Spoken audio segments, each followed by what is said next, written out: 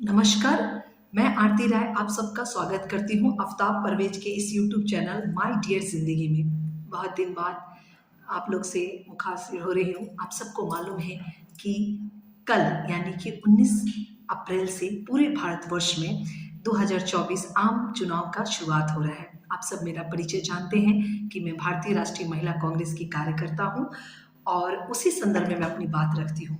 आप सबको मालूम है कि चुनाव की कल से शुरुआत है और लगभग सभी पार्टियों ने अपना मैनिफेस्टो जारी कर दिया है।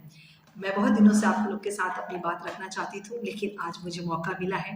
कहते हैं कि सबसे पहले जो घोषणा पत्र जिसे हमारी पार्टी भारतीय राष्ट्रीय कांग्रेस ने न्याय पत्र का नाम दिया है वो हमने लाया। और आप सब जानते हैं, बीच बीच में मैं अपनी बात रखती भी आई हूँ कि इस न्याय पत्र में जो 5 न्याय की हमने बात की है, जिसमें हम किसान न्याय, उसके बाद युवाओं की न्याय, महिलाएं न्याय, श्रमिक न्याय, भागीदारी न्याय करके हम बात करते हैं। उसमें हमारे 5 न्याय में हमने 25 गारंटियां की है।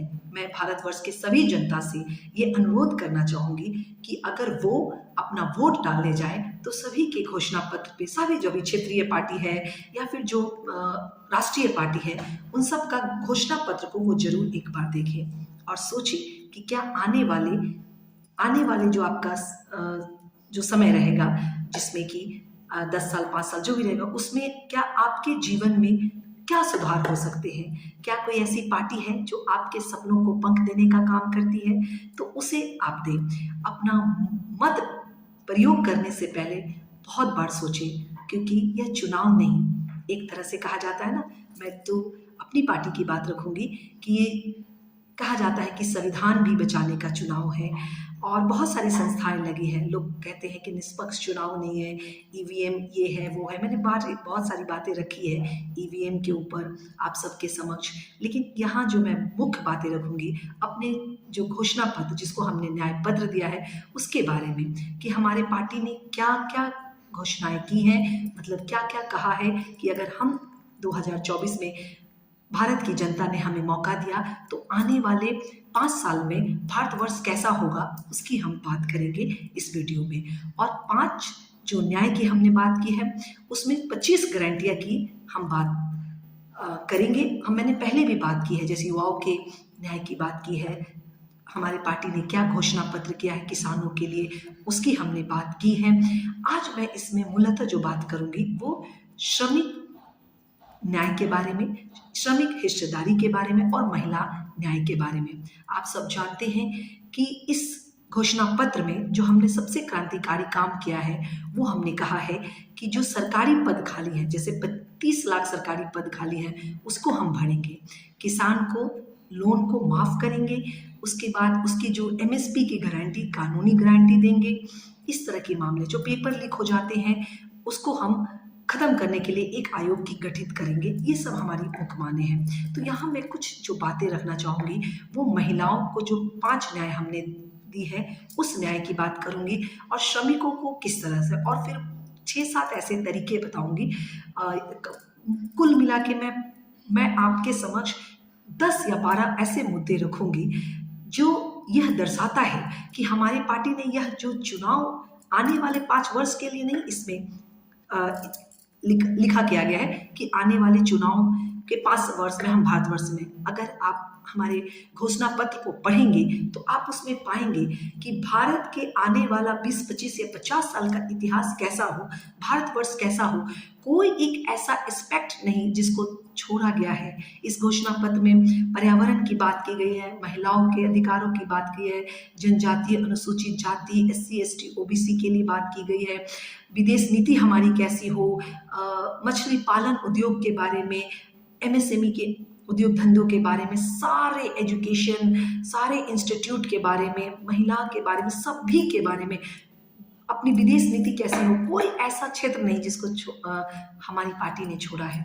और ये मैं कह सकती हूँ कि ये एक घोषणा पत्र एक ऐतिहासिक एक पत्र है जो मतलब भारत के भविष्य का निर्माण करने के लिए अत्यधिक जरूरी है।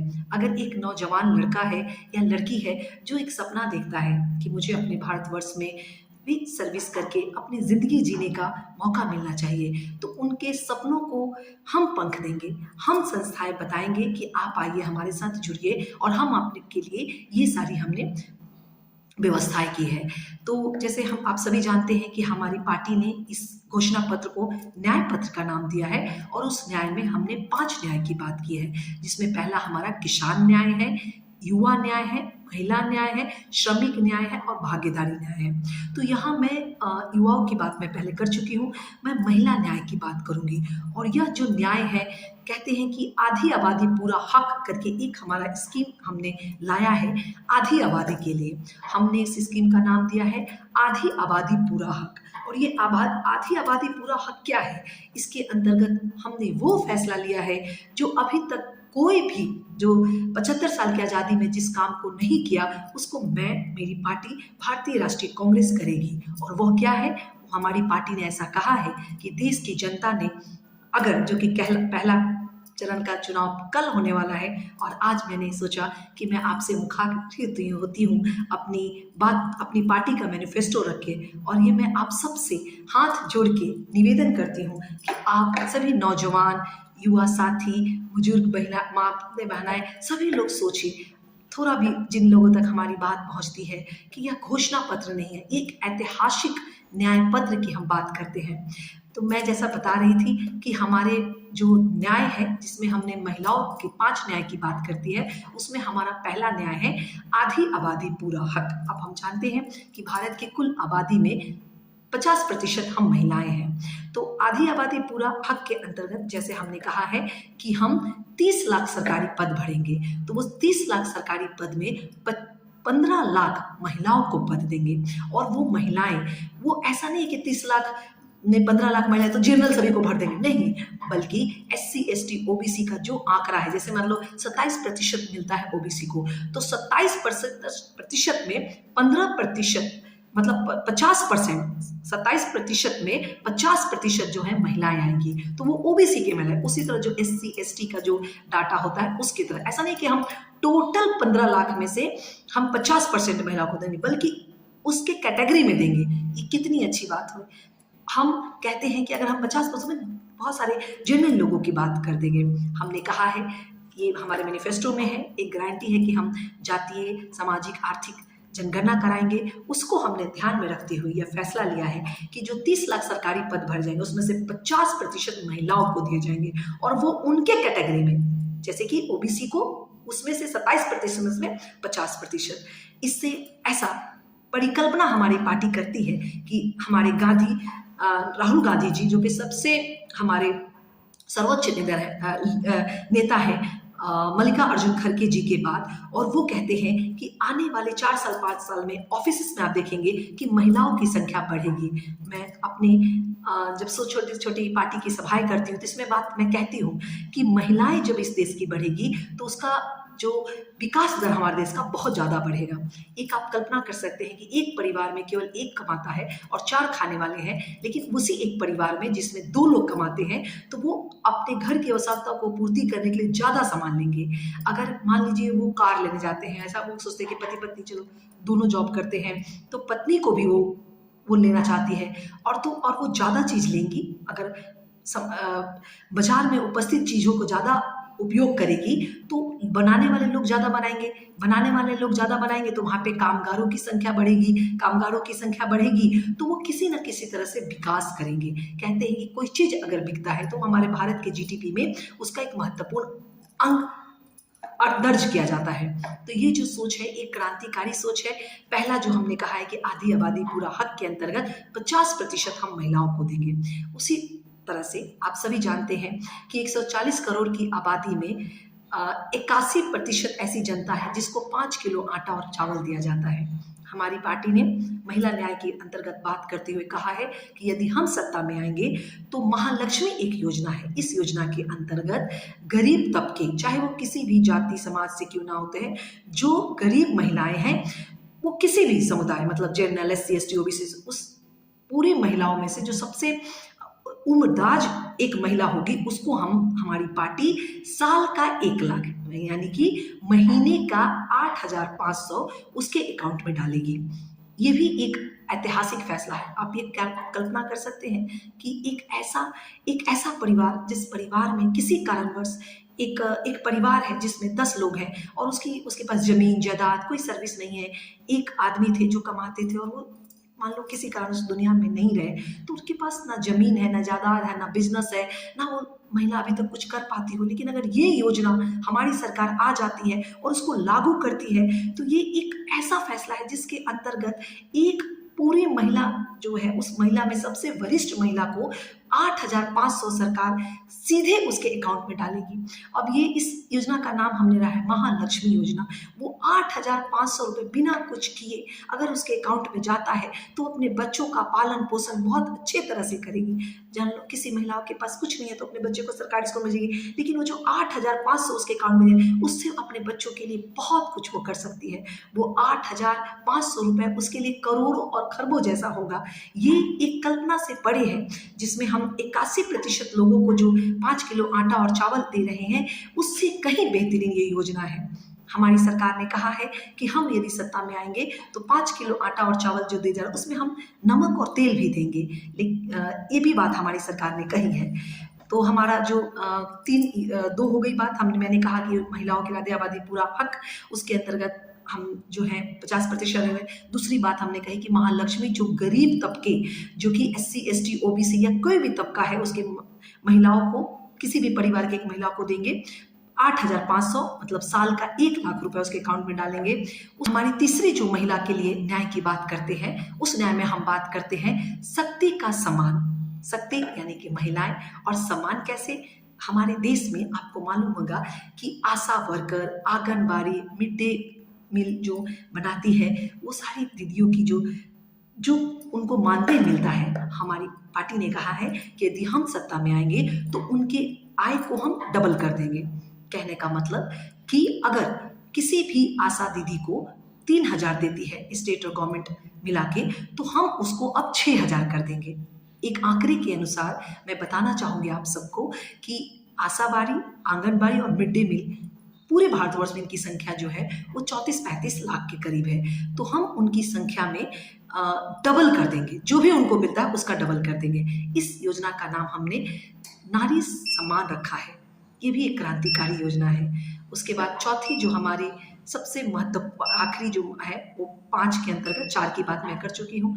वो जो 5वीं है वो है अधिकार मैत्री। ये अधिकार मैत्री क्या है? हमारा ऐसा मानना है कि भारतवर्ष के प्रत्येक पंचायत में भारत सरकार एक जो महिलाओं को कानूनी परामर्श दे, उनको बताए कि ये कोई भी कुछ मामला हो तो उसको अधिकार बताए कि ये आपके अधिकार हैं, ये आपके कानून हैं, आप ऐसे कानून से रह सकते, मतलब कानूनी सलाह देने के लिए हम पूरे पंचायत में 2.5 लाख से भी ज़्यादा पंचायतें हैं भारतवर्ष में, उसमें हम एक अधिकार मैत्री करके महिला की नियुक्ति करेंगे जो आपको कानूनी रूप से सलाह देगी।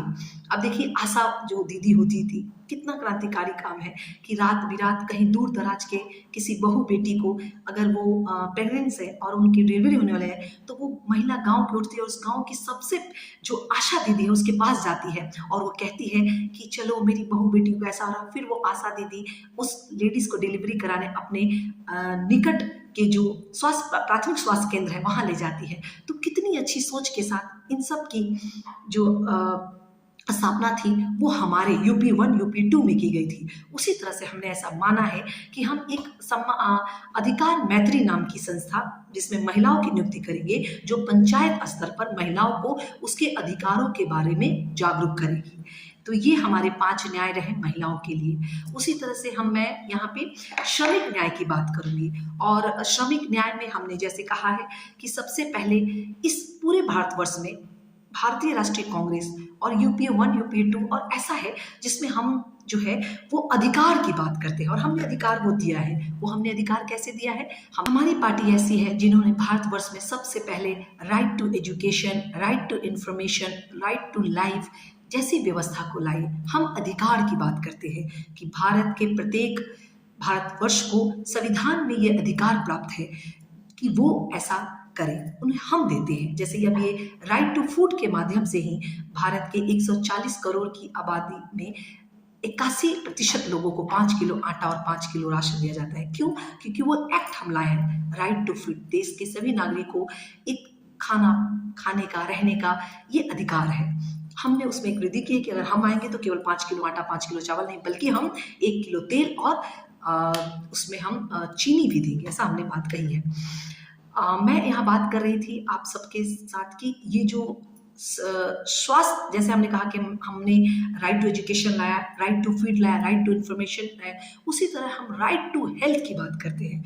ये राइट टू हेल्थ और जैसे हमने कहा कि जो सरकारी पद में 30 लाख भर उसको राइट टू जॉब की भी हम बात करते हैं। उस तरह से भागीदारी न्याय में हम यहाँ पे बात करेंगे कि देश के लोगों को स्वस्थ रहने का अधिकार है। ये राइट टू हेल्थ होना चाहिए। और ये राइट टू हेल्थ क्या है? आपको याद होगा हमारी पार्टी की सरकार थी राजस्थान में, जहाँ पे चिरंजीवी नाम की एक योजना थी, जहाँ पे उस सरकार ने 25 लाख रुपए तक का फ्री में इलाज, दवाई, उनके सुधार, उपचार सबकी मुफ्त व्यवस्था कराई गई थी। अब हम वो इस योजना को, अगर हमारी सरकार आती है तो पूरे भारतवर्ष में हम उसको लागू करेंगे। इसे हमने नाम लिया है स्वास्थ्य का अधिकार। और ये योजना 25 लाख तक भारत के प्रत्येक व्यक्ति को सरकारी अस्पतालों में उसकी दवाई, उसका टेस्ट, उसका इलाज, उसका उपचार, उसके स्वास्थ्य सुधार होने तक, उसके स्वास्थ्य में सुधार होने तक ये काम करेंगे। ये भी एक क्रांतिकारी काम है। उसके बाद हमने कहा है जो हम जानते हैं कि गांव में एक मनरेगा नाम का स्कीम हमने लाया।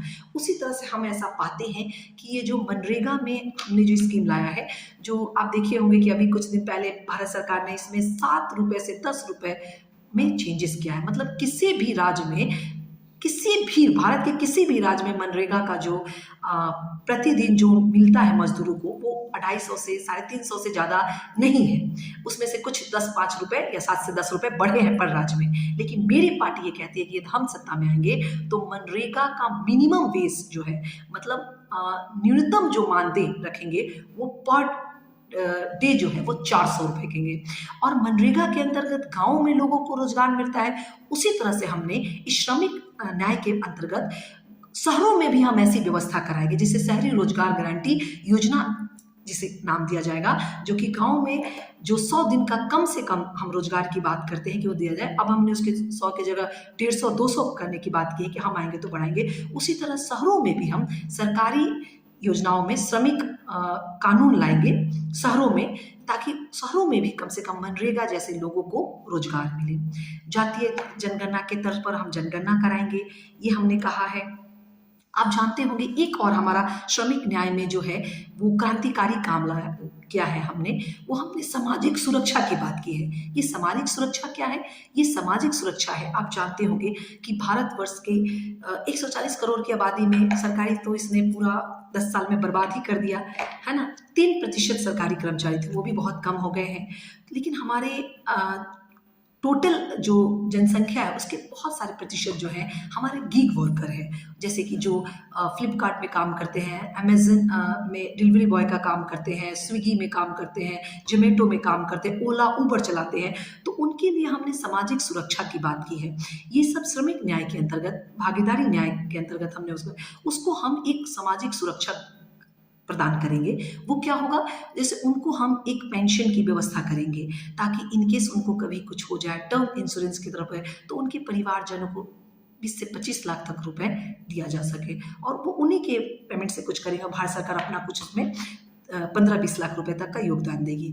तो इसको हमने एक श्रमिक न्याय की बात की है। इस तरह से हमारा जो है श्रमिक न्याय में हमने इन सारे बातों का किया है।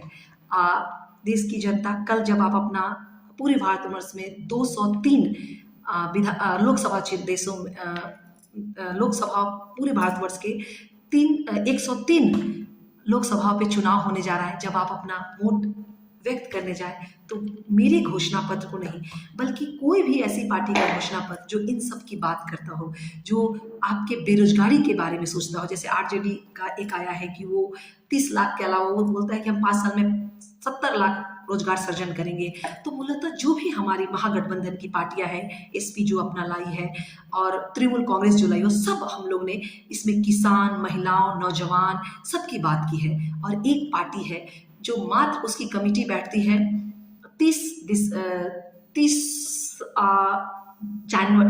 मार्च में बढ़ती है और 15 दिन में 2-3 दिन पहले उनका मैनिफेस्टो आ जाता है। सपने उसमें दिखाया जाता है कि 2047 तक हम भारत को विश्व की तीसरी अर्थव्यवस्था बना देंगे, 7 ट्रिलियन की इकोनॉमिक बना देंगे।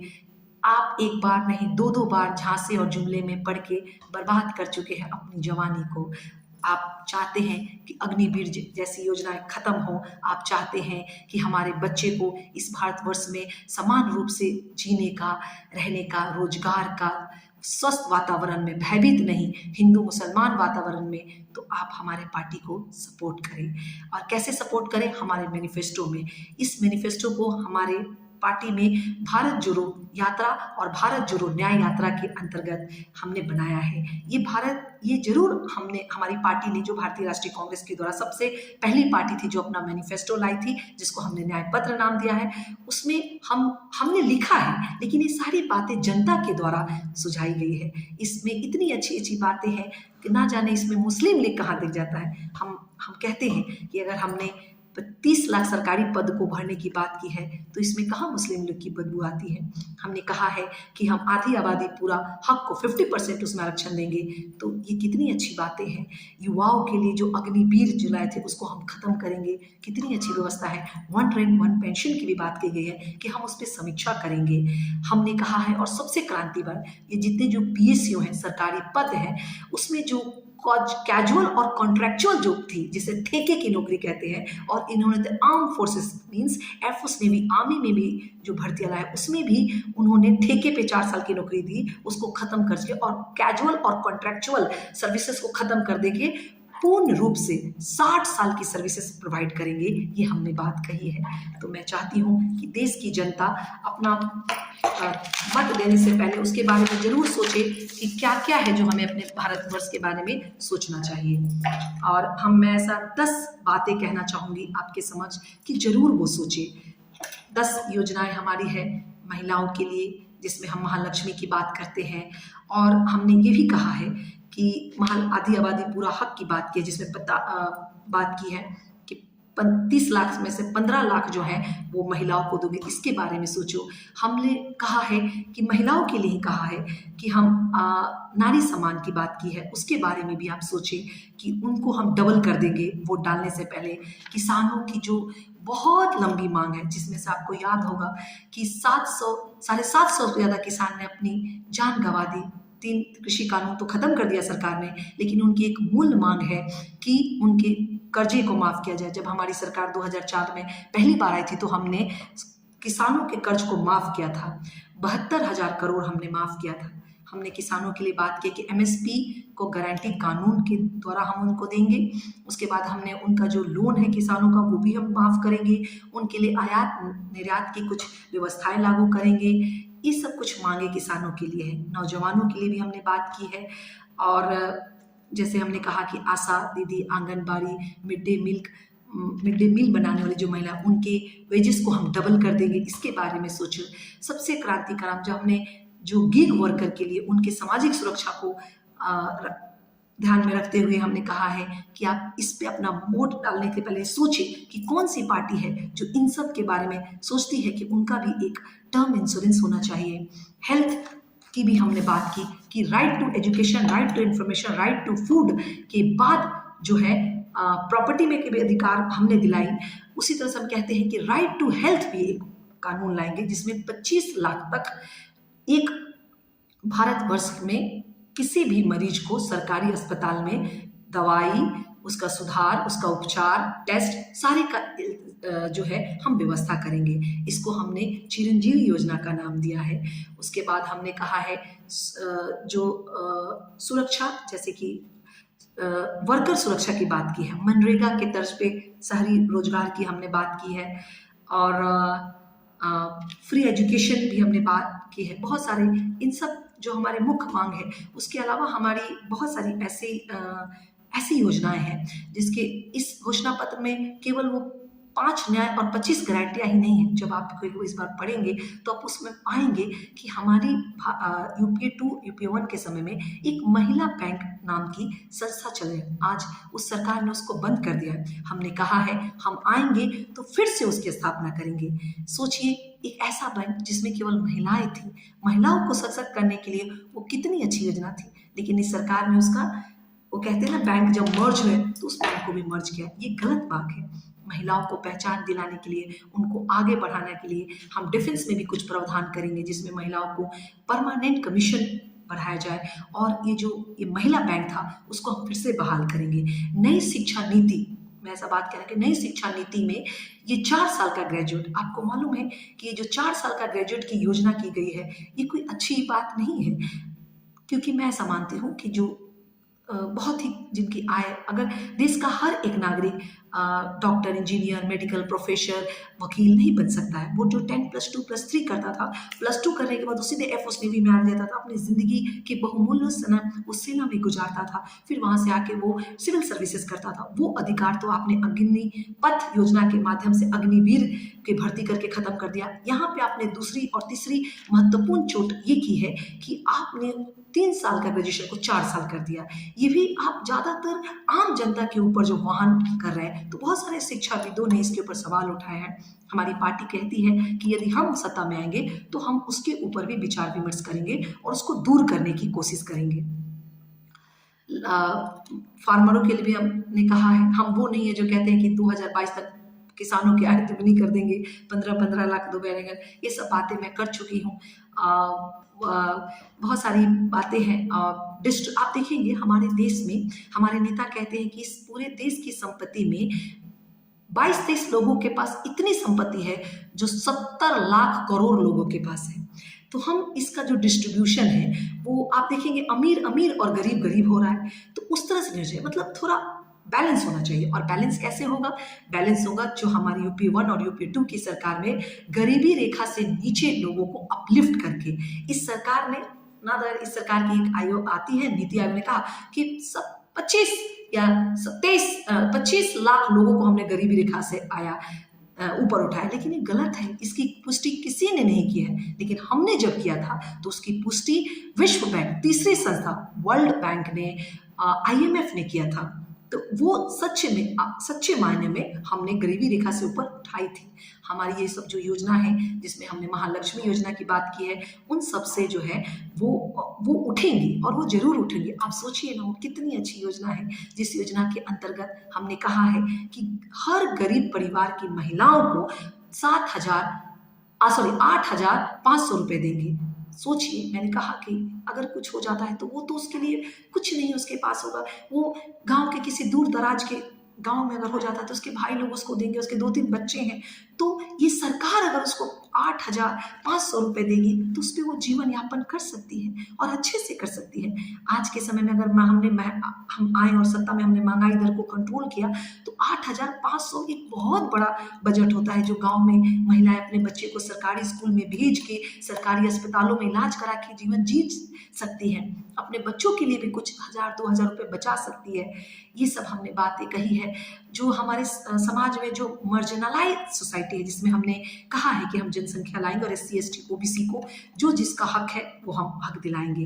एक बात जो मैं आप सबके साथ नौजवानों के लिए करना चाहूँगी कि चुनाव कल है, और खासकर आप जब वोट डालने जाइएगा तो केवल आप ये मत सोचिएगा कि 30 लाख सरकारी पद भरे भेजेगा। आप ये सोचिएगा कि आप एक नौजवान हैं। इस देश की टोटल आबादी में जो है नौजवानों की संख्या सबसे है, लेकिन पिछले 45 साल में बेरोजगारी दर सबसे ज़्यादा है, और अपने पूरे पॉपुलेशन में, पूरे वर्कफोर्स के पॉपुलेशन में 65% युवा जो है वो ग्रेजुएट, बीटेक, एमटेक लोग बेरोजगार हैं। तो हमारी सरकार ने कहा है कि अगर हम सत्ता में आएंगे तो हम उनको एक अप्रेंटिसशिप नाम की योजना है। इस अप्रेंटिसशिप योजना भी कमाल की योजना है। एक ऐसी योजना है जिसके अंतर्गत हम PSU में, कोई प्राइवेट बैंक में, और जो प्राइवेट कंपनियां हैं उसमें हम जो 10+2 लड़का है, मतलब 25 साल का लड़का है जो एमटेक बीटेक किया हुआ है, तो वो तो इंटर्नशिप बड़े बड़े संस्थाओं में करता था, लेकिन हम गांव के छोटे जो प्लस ग्रेजुएशन किया और उसके बाद 1 साल तक हम उसको कहीं अप्रेंटिसशिप सिखाएंगे, वो सरकारी में भी हो सकता है, वो प्राइवेट में हो सकता है, और हम उसमें स्टाइफन देंगे। वो स्टाइफन की कीमत क्या है, उसका महीने का, इसमें भी महीने का 8,500 और साल का 1 लाख, 1 साल के लिए। हम एक जो योजना ला रहे हैं, इसको हम अप्रेंटिसशिप योजना कह रहे हैं। ये भी एक क्रांतिकारी योजना है। इसके मद्देनजर आप अपने वोट को व्यक्त कीजिएगा। इन सब बातों को मुख्य रूप से मैं बहुत दिनों से आपके समक्ष रखना चाहती हूँ, और मैंने रखा। मैं चाहती हूँ कि ये जो चुनाव है, ये एक मुद्दा का तो है ही, लेकिन फिर भी आपको बहुत कुछ सोचना है कि कैसा आप करेंगे। इन्हीं शब्दों के साथ मैं अपनी बात को समाप्त करती हूँ, और मुझे आशा ही नहीं बल्कि पूर्ण विश्वास है कि आप अपने मत को डालने से पहले भारतीय राष्ट्रीय कांग्रेस के घोषणा पत्र को जरूर ध्यान देंगे और हमें अपना सहयोग भी देंगे। धन्यवाद।